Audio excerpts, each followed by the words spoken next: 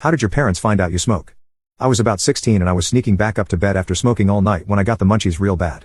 I took a detour to the kitchen and I started rifling around, but I was too paranoid to turn on the lights, so I really couldn't see shit. I got a craving for fruit, so I went over to the fruit bowl and I saw the biggest orange I've ever seen. I'm talking massive. This thing was the size of a softball, if not bigger. So I was all over it. I took it up to my room, again too afraid to turn on the lights, so I just started peeling it blindly.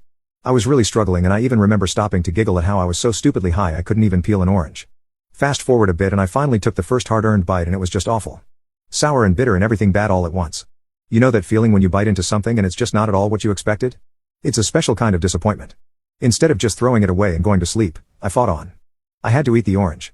I was forcing down slice after slice, bite after bite, all the while shaming myself for not appreciating how delicious it truly was. I had convinced myself that there was nothing wrong with the orange, rather the problem was with me.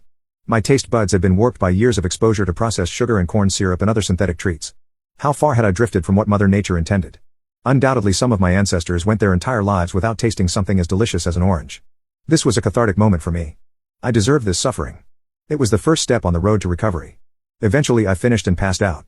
First thing the next morning I saw my mom at the kitchen table and, still trying to convince myself, I said, "Mom, those oranges are so big. And so good. Where did you get them?" And she looked at me like I was stupid and said, "Sweetie, those are grapefruits."